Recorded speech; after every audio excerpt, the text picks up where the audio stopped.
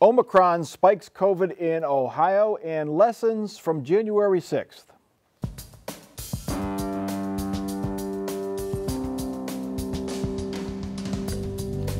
Joining us on Columbus on the Record this week, Jesse Balmert, State House reporter for the Cincinnati Enquirer, Mike Gonidakis, Republican strategist, and Joseph Mas of the Ohio Hispanic Coalition.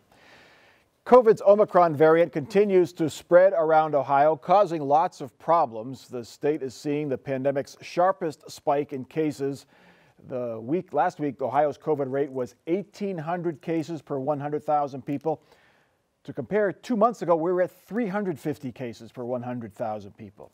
The good news is that the hospitalization rate has not risen nearly as sharply, but Ohio hospitals do have lots of COVID patients. Ohio remains among the states with the highest hospitalization rates. The easy spread is prompting staff shortages, forcing some schools to go to remote learning. Restaurants have had to cut hours, BMV offices have had to close, venues are canceling concerts. Jesse Balmert, the big story this week seemed to be the return of students to schools. Some schools had to go remote learning again. Other schools were doing it day by day. What's the state's feeling on what they should do to help keep kids in classrooms right now? Well, I know the governor has recommended that classrooms use masks or have masks. That hasn't been a requirement, but that's something that they're suggesting. I think different schools are either delaying going back or doing somewhat remote is one option that others are taking. I think what you're seeing is just a lot of people got together around the holidays. I know just anecdotally, more people I know have tested positive. And so you're just seeing more of that spread when everybody got together. And now we're going back to jobs and school and so forth. And you're just seeing those case numbers a little bit higher. Joe Mas, in particular schools, why aren't more schools issuing a mask mandate to try to keep the kids in the classrooms? Joe Mas. Yes, Mike, I really don't know why not. I think that people are overly sensitive about the whole topic of mandates in general.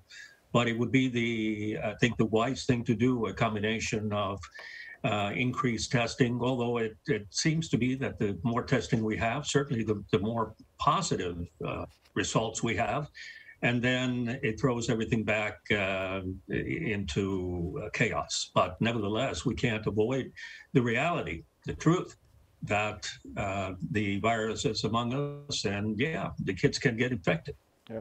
Mike Gonidakis, you've been opposed to mandates from the get-go. This seems to be spreading fast, but at least the hospitalizations aren't as high, aren't spiking as sharply. And from what we understand from medical professionals, that the folks who are coming into the hospital with COVID aren't as sick. So what should, if anything, should government do from this point on if we continue to see spikes in cases and we continue to see, say, schools having to go remote? Yeah, well, I hope schools don't go remote. There's a big story in the New York Times this past week that talked about the harmful mental effects it's having on kids not to be at school and having their lives upside down. So we need to stop doing remote learning, Columbus Public Schools. But as it relates to spiking cases, Mike, we're at a point where, getting COVID, it's something that even the World Health Organization, CDC, said this Omicron variant, stuffy nose, fever, headaches. Look, you can take NyQuil for that. So when people are getting COVID, my neighborhood here, we're doing this from my house, and I have several of my son's friends with COVID. Tomorrow is their 5th day. On Saturday or Sunday, they're going to be out on my son's trampoline. So spiking cases, it shouldn't be an alarm. We should keep an eye on the hospitalizations, number of deaths, which you noted are way down, which is a good thing. So I'm not as concerned about this as others are. Joe Mas, is that what we should do? I mean, Omicron is here and it's not as severe. And if you're vaccinated, all the data shows that you're very safe. So are we at a point now where you say, look, you choose whether or not you get vaccinated or not, and the rest of us are going to live our lives the way we want to?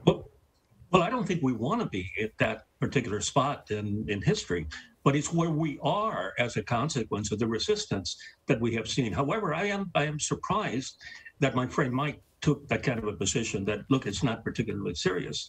And God bless him, Mike's a lot younger than I am, and I think that his neighbors and their kids are as well. But for people that perhaps are immunocompromised, as am I, and perhaps have other conditions, it's not a good thing to have your grandchildren or your kids be running around and getting you infected. So we have to be careful with how and in what environments we allow that kind of contact. I think that the Omicron variant is doing what inoculations, or at least the choice to get vaccinated, has not, and that it's exposed people to a variant that, yes, in many cases may not be as serious, but I think the data is still out on that. Mike Konadakis, OSU is basically, they're urging the campus to basically, except for classes, to shut down public events, except for athletic events, namely college basketball at this time of year. But they're not going to have concessions. You can't drink a beer. You can't take your mask off to get a beer or a Coke sitting in the stands. Why not just mandate everyone who comes to the shot show a vaccine card? Wouldn't that keep people as safe as not selling nachos? Great question, Mike. Well, the state law prohibits that because they're a public university. I guess a Well, private university. they mandate the vaccine for staff right now. Staff and yeah, but state students. law prohibits that type of activity of requiring a vaccine card. So they are still selling bottled water. I don't know how they're doing that. So I don't know how you're going to drink bottled water with a mask on unless you pull it down. So we're in a little bit of a silly season as it relates to that. If this virus is so bad, they shouldn't be playing college basketball, but we know the almighty dollar rules at Ohio State, and they're going to play those games with fans in the stands, sold out 20,000 people. Mike, I was last week in Florida with my family. We had a great time at Disney, SeaWorld, and so on and so forth. Here we are back here now, living our lives. Joe, I hope you're vaccinated because the vaccine's supposed to protect you from COVID. So, those that need it should get it. I strongly encourage, if you're immune compromised, please get the vaccine. If others don't want to get it, that's their choice, but we've got to live our lives. Our kids have to go to school. If you go out to Western Ohio, I can't find a elementary school that requires masks in Western Ohio, and there's no mass uptake of children in hospitals because of COVID. Okay, but case rates have been higher in the more rural areas, and studies have shown that the rate of deaths is much higher in rural counties in Ohio. Our next topic: time will tell if January 6th will be comparable to December 7th and September 11th. But Democrats and some Republicans put last year's Capitol insurrection in the same category as Pearl Harbor and the terrorist attacks. President Biden forcefully laid the blame for the insurrection and ongoing distrust of the American electoral system squarely on former President Trump, who continues the lie about the 2020 election. Biden says, quote, Trump's web of lies holds a dagger to the throat of American democracy.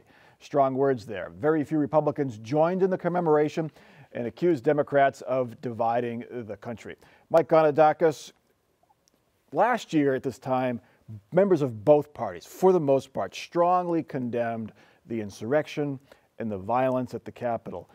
Why this year did Republicans sort of just ignore it? Most Republicans, anyway. The Democrats have weaponized it and politicized it to their benefit, going on national TV, the president and the vice president saying the horrors of that happened. Look, Mike, I'm a law and order guy. You know that. Anyone that committed a crime on January 6th at our nation's capital should be charged with that crime and prosecuted and found guilty or innocent.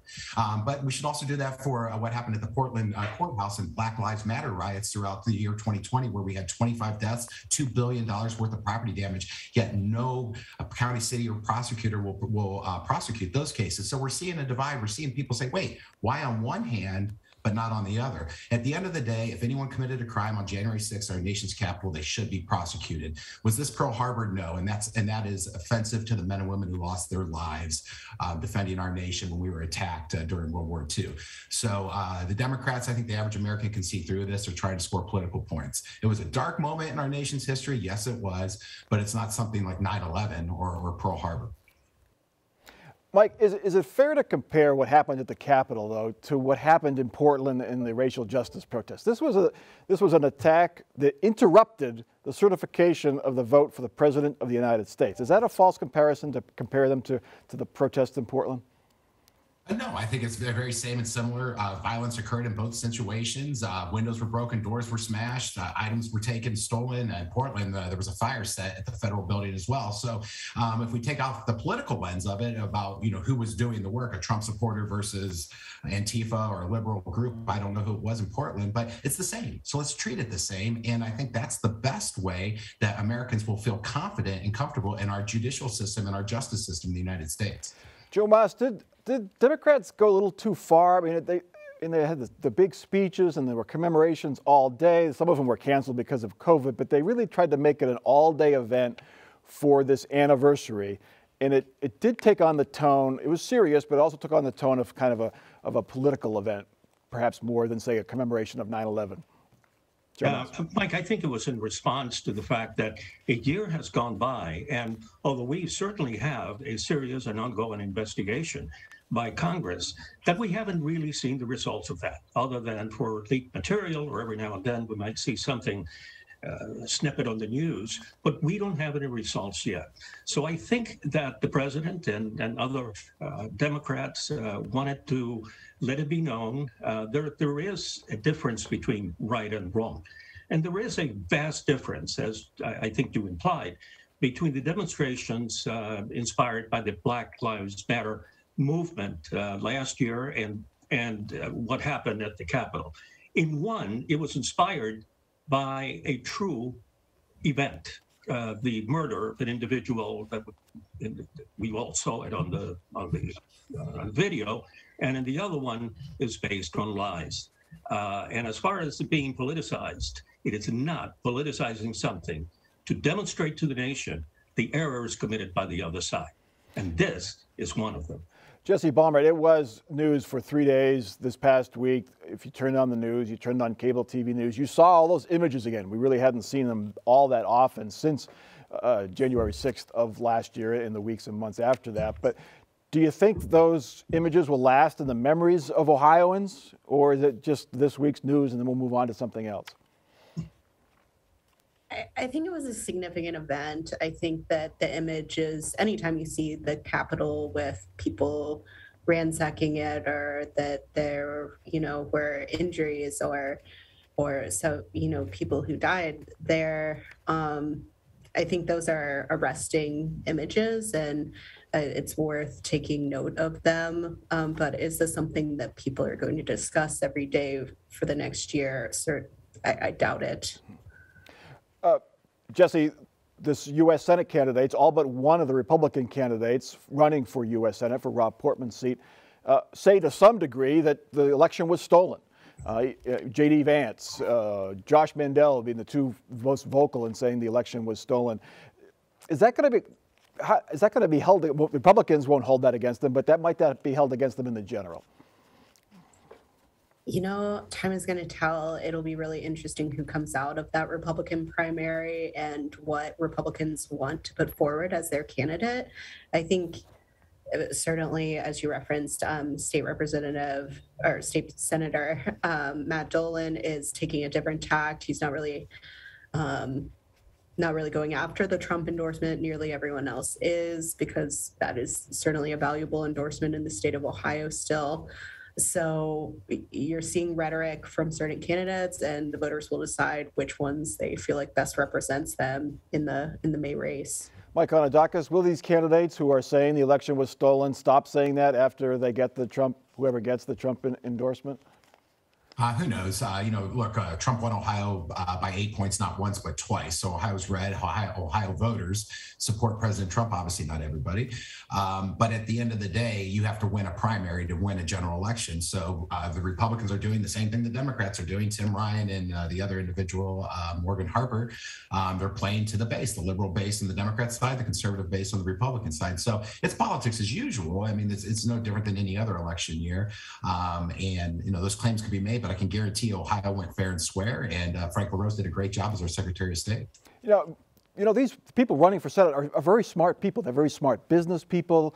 They have long tenures in politics. They're used to looking at data objectively and making a decision.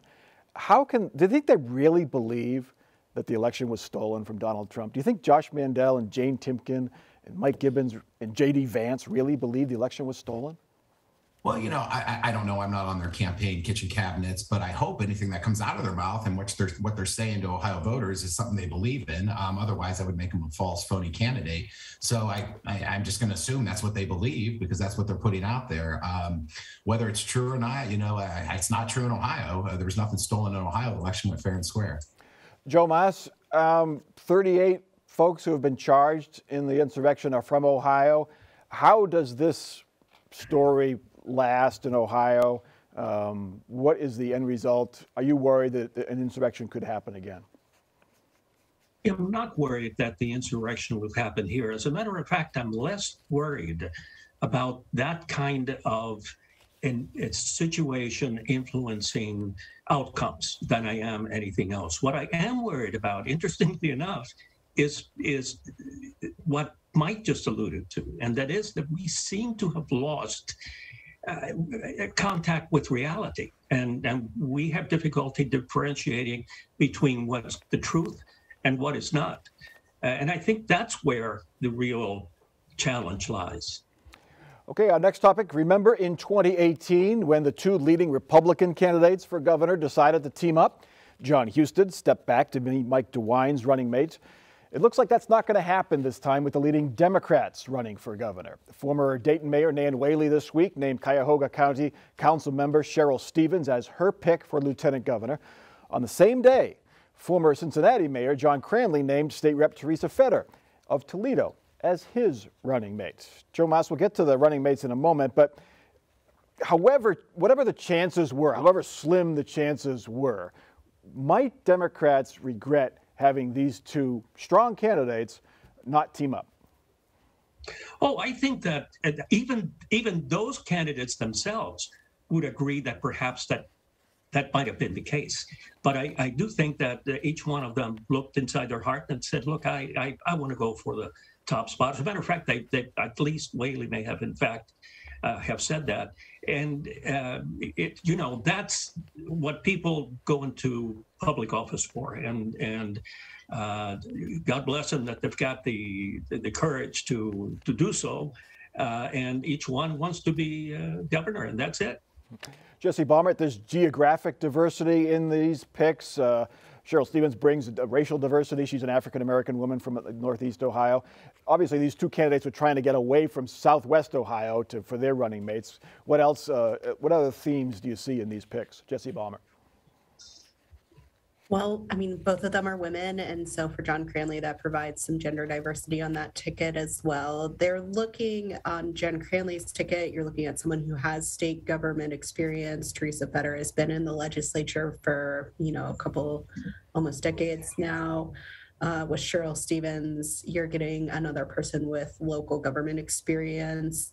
I would say probably neither of these names are well known to voters. And so you're not really gaining any name recognition from that. So there are pros and cons of these picks, but to Joe's point earlier, everyone loves primaries when they have them and then loves not having primaries when they don't have one. So there are pros and cons to each. Mike Gonadakis, what are your thoughts on these picks? Would the Democrats have been a tougher fight had either Nan Whaley or John Cranley been at the top of the ticket and the other one as lieutenant governor? Oh, I say this respectfully, but no, even if they teamed up, it wouldn't make them more formidable. Mike, spoiler alert, it's a midterm election with President Power is deeply unpopular. Every single poll from USA Today to NBC to MSNBC shows the president's approval ratings in the tank. It's going to be a good year historically for the Republicans, and we're in a red state where Trump won by 8 points. Democrats really have zero chance, and I'm going to call it here, keep the tape, and we can come back and judge me later on it. But, these picks that both nominees made this past week isn't going to move the needle because no one knows who Nan Whaley or John Cranley is to begin with. They don't have the money or name ID, and we're less than a year out before the election. Mike DeWine probably will have his stiffest time in the GOP primary, but he'll do quite well in the general. Jesse Balmert, you had a story this week that a couple of conservative former lawmakers are considering running for governor. That would make that primary even more crowded. How serious are they? Yeah, that's harder to tell. I know former representatives Candace Keller and Rod Hood are gathering signatures, which is the process that you need to go through if you were to get on the ballot. Whether they'll actually pull the trigger and do it is another decision entirely. But it helps Mike DeWine and Jon Husted, every candidate who gets into this Republican primary, because there are a certain percentage of Republican voters who are not happy with Mike DeWine. Either they were unhappy before the COVID-19 pandemic or the COVID-19 pandemic made them unhappy with him. And so the more you divide that kind of anti-DeWine vote, the better off it is for the incumbents. Yeah, Mike Anadakis, I was wondering if Mike DeWine himself was recruiting these candidates to run, because as Jesse said, the more you split that vote, the better chance he gets. Yeah, Jesse's absolutely correct. You got Renee C. Blystone, and now we might have Candace Keller in the race too. So at the end of the day, simple math analytics will demonstrate that DeWine's going to be successful in a primary as well. So I think he'll have. The question is he going to engage in a primary, or is he just going to take the high road, not do debates, not do anything, and just let the voters decide on primary date? I think that's the big issue, or the exciting issue for political junkies like us. All right, our last topic. With a little more than 3 weeks before the candidate filing deadline, Ohio lawmakers and wannabe lawmakers still don't know for sure who their voters will be. All are waiting for the Ohio Supreme Court's decision on state legislative and congressional districts. Voting groups and Democrats have challenged the redistricting maps, claiming they unfairly and unconstitutionally favor Republican candidates. Republican leaders say the districts meet the requirements of a recently passed constitutional amendment. Jesse Balmert, do we have any idea when this court decision, or decisions, if it's separate, will come down? Yeah, I think we're going to get a decision pretty soon, and we have been waiting for several weeks now. The reason why you've been waiting is these are complicated decisions, and I believe it's going to be a divided court no matter what we get. And they're also going to be trying to try to clarify what the voter approved changes meant to the Ohio Constitution and give some guidance going forward. And that will inform how these maps are drawn for decades. So it's an important job, and that's why they're taking some time on it. I know Jesse doesn't want to make predictions as a reporter, so we'll look to the other two folks to try to do that. We'll start with you, Joe Mas. How do you think this decision will come down? I do think it'll come down fairly soon, and I think it's not going to be that close. I happen to think it's going to be about 5-2, and I do think that the Chief Justice will come down on the side of those who will want the commission to take a look at this thing again. And that brings us to the touchy topic, which is what's the solution? Who is it that gets to now look at this thing again? But it appears the consensus is that it goes back to the commission. Mike Anadakis, do you agree? Do you think one or all of these maps gets rejected by the Ohio Supreme Court? There's people have tried to make a career out of saying what the Supreme Court's going to do federally, and at the same, we're always wrong. But it's going to be a 4-3 decision, I suspect. One way or the other, we'll see where Maureen goes, the Chief Justice, that is. She'll probably be the swing vote and all this. But even if it gets rejected and goes back, the map is going to end up being same or similar to what it is. It'll get tweaked here, it'll get tweaked there. But the Constitution is what the guiding post is for this commission, not the Supreme Court, the state Constitution. And I've read the Constitution and this constitutional amendment that the voters overwhelmingly passed. I believe the commission has met it. But if the court says try again, all they have to do is go. We'll go massage a few boundaries and some lines congressionally at the state level, and off we go. Jesse Balmert, we are 3 weeks and a few days away from the filing deadline. So if they are rejected, the legislature has to go back and draw new maps. My guess is they're kind of maybe have started that process already, just in case, so they don't have to start from scratch. So the Ohio Redistricting Commission would have to redraw the maps for the state, House, and Senate maps. And then if the congressional maps were overturned, that would be the Ohio legislature would go back and take a look at those. We've not heard a lot of word about whether they're working on alternative maps or anything like that. They were off for the holidays, so it's been a little quiet from the Ohio State House as of late. Yeah, my guess is on somebody's hard drive, there's probably a backup map. Maybe they'll just use one of the backup maps from before, but they have a few alternative versions right now. Yeah, so we won't have to start completely from scratch. And with the computers these days, they turn these maps out like lickety-split. Anyway, it's time now for our off-the-record final parting shots. Joe Mas, we'll lead with you. Mike, in the absence of truth, perception becomes reality. A year ago, a mob of Trump fanatics invaded the Capitol to stop the certification of a presidential election. They were seduced by Trump's persistent lie that the election was stolen. Will democracy survive? I think so, but not without the objectivity of truth. Truth, opinion, and lies are not equivalent. All right, Mike Konadakis, your final thought.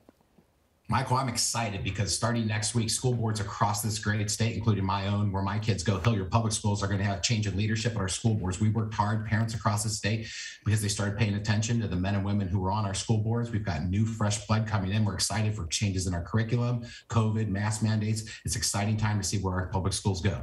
All right, and Jesse Balmert, your final thought. It was a rough week for people trying to gather signatures for various proposals. The effort to legalize recreational marijuana and another one to ban vaccine mandates both couldn't get over the edge. So hopefully people are better at collecting signatures next time. And they do have a grace period, correct, to try to collect the signatures to get this in. So they still could get on the ballot, or not could go before the legislature if they collect the signatures in the next few weeks, correct? Correct. Yeah. All right, my prediction for the coming weeks is I predict that Supreme Court Justice Pat DeWine will not side with the Democrats and overturn his father's vote for the redistricting maps. I think he'll be on the side in favor of the maps as they stand right now. So that bold prediction, you can count on it right now. That is Columbus on the Record for this week. We urge you to check us out online. We're on Facebook or we're on Twitter, and you can watch each one of our episodes on demand on your own time. If you want to relive the experience, you can see all of our episodes at our website, wosu.org/COTR. For our crew and for our panel, I'm Mike Thompson. Have a great week and stay safe.